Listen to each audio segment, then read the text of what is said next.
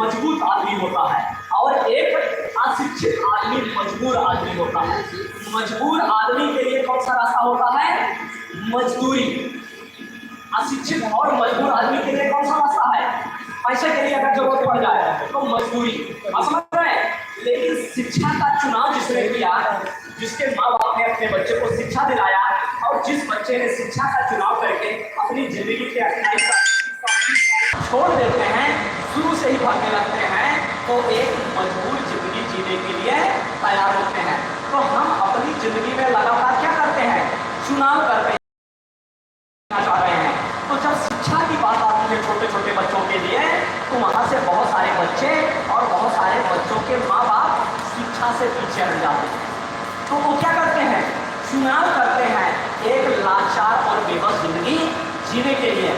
लेकिन कुछ बच्चों के माँ बाप और कुछ बच्चे चुनाव करते हैं शिक्षा के लिए और लगातार शिक्षा लेते हैं, फिर डिसाइड करते हैं शिक्षा लेने के बाद उनको किस सेक्टर में जाना है, अलग अलग सेक्टरों में। उसी तरीके से इस हाल में बैठे हुए सारे लोग आपकी जो कुछ भी उम्र हो, हमको आपको अवसर है चुनने का। हम एक अच्छा स्वास्थ्य चुनना चाह रहे हैं, एक अच्छी जिंदगी चुनना चाह रहे हैं या लाचार जिंदगी चुनना चाह रहे हैं। हमारे आपके पास हमेशा क्या है? मौके हैं। कौन सा मौका? चुनाव करने का। एक स्वस्थ जीवन, एक खुशहाल जीवन, एक समृद्ध जीवन, इनकम वाला रास्ता और एक बेबस रास्ता। हमारे आपके पास हमेशा क्या है? चुनाव करने के लिए विकल्प होते हैं।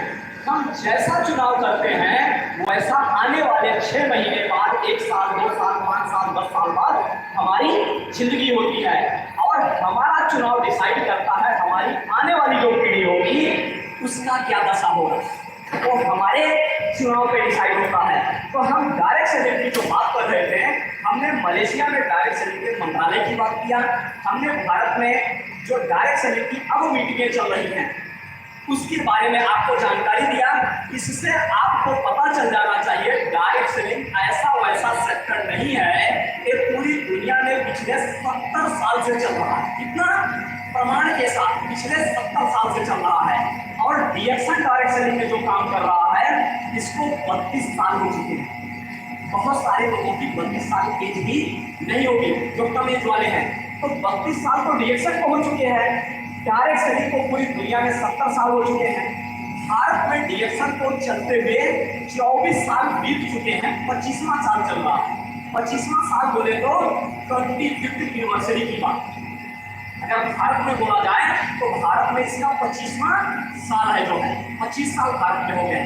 तो एक पुरानी इंडस्ट्री है, एक दमदार इंडस्ट्री है।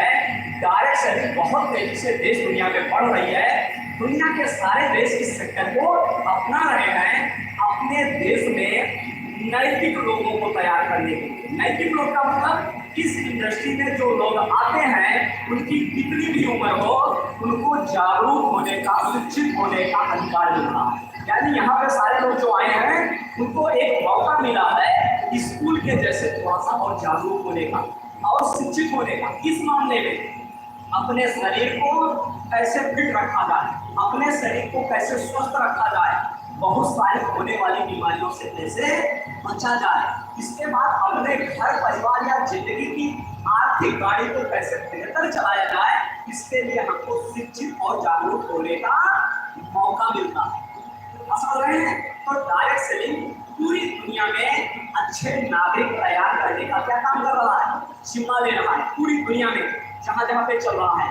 तो डायरेक्ट सेलिंग एक मजबूत सेक्टर है, पिछले 70 सालों से चल रहा है, ये तेजी से बढ़ रहा है। बस हमको आपको मालूम होना चाहिए, जैसे लोग मेडिकल की पढ़ाई करके डॉक्टर बनते हैं, इंजीनियरिंग की पढ़ाई करके इंजीनियर बनते हैं, वकालत की पढ़ाई करके वकील बनते हैं, टीचर की तैयारी करके टीचर बनते हैं, ऐसे बहुत सारे मानव संसाधन तैयार होते हैं। इसके लिए हमारे यहाँ क्या है? मानव संसाधन मंत्रालय है। उसी तरीके से डायरेक्ट सेलिंग क्या करता है? बहुत सारे इंटरप्रेन्योर तैयार करता है। इंटरप्रेन्योर बोले तो उद्यमी तैयार करता है जो व्यापार का मॉडल तैयार करते हैं और उसमें बहुत सारे लोगों को रोजगार देते हैं, खाने कमाने का मौका देते हैं। तो ये देश और दुनिया में एक मजबूत सेक्टर बन चुका है और लगातार मजबूत होता जा रहा है। जरूरत है इस सेक्टर के बारे में लगातार हमको जानने का। इस सेक्टर को गवर्न करने वाले जो